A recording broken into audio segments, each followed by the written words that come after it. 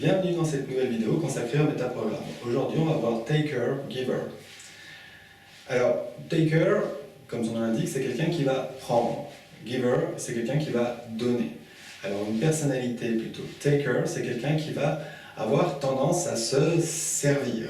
Il va d'abord vouloir satisfaire ses propres besoins.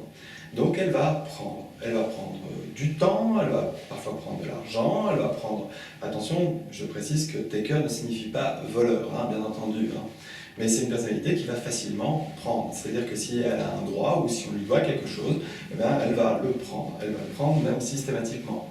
Et parfois même, alors qu'elle n'a pas nécessairement de droit ou pas spécialement de dette par rapport à elle, elle va quand même prendre.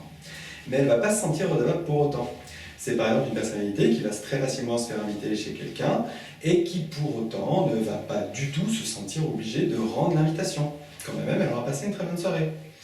C'est quelqu'un qui va, je ne sais pas moi, si un buffet va d'abord se servir et éventuellement, si on reste pour les autres, c'est tant mieux pour les autres. Mais c'est elle qui va passer en priorité. Elle va prendre. Une personnalité giver, c'est l'inverse. C'est quelqu'un qui va être très généreux. Elle va donner du temps, donner de l'argent, donner, je sais pas moi, de la considération, de l'intention. Elle va être dans le don d'elle-même, dans le don de tout ce qu'elle peut donner. Alors vous imaginez bien qu'avoir un taker et un giver ensemble, ça va bien, ça marche bien.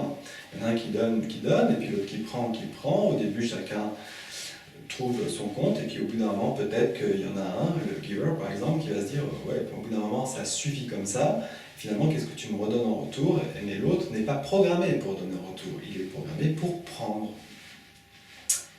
Donc encore une fois, c'est ni bien ni mal des takers ou givers, même si on pourrait penser qu'il y en a un qui est mieux que l'autre, c'est pas du tout le cas, parce que de temps en temps, c'est très bien de savoir prendre. C'est très bien, quand il y a une opportunité, de savoir, eh bien, je sais pas, moi, vous rencontrez quelqu'un de très intéressant, c'est très bien de savoir prendre le temps de la personne pour pouvoir apprendre, grandir. Et puis c'est très bien aussi de temps en temps de savoir donner de son temps.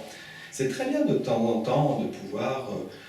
prendre, je sais pas moi, de l'argent parce qu'on en manque, mais c'est très bien aussi de pouvoir le rendre, voire en donner si on en a et si on peut se le permettre. Donc, avoir une personnalité taker, encore une fois, ce n'est pas une mauvaise chose en soi. Tout dépend du contexte. Tout comme avoir une personnalité plutôt giver, c'est pas du tout un problème en soi, puisque c'est bien de pouvoir donner, c'est bien de pouvoir partager, c'est bien d'être dans le don, mais de temps en temps, c'est aussi très très bien de pouvoir se préoccuper de soi et commencer à prendre un peu pour soi et pas sans cesse en train de donner. Une personnalité giver poussée à l'extrême, c'est quelqu'un qui va être ruiné, pas parce qu'il ne gagne pas d'argent, mais parce qu'il donne tout son argent. Donc encore une fois, c'est ni bien ni mal, tout va dépendre du contexte. Voilà, j'espère que ça vous a plu et je vous dis à très très bientôt pour une nouvelle vidéo consacrée au métaprogramme. C'est pas mal ça. Bon, je vais le prendre pour moi finalement. Personne n'en a besoin.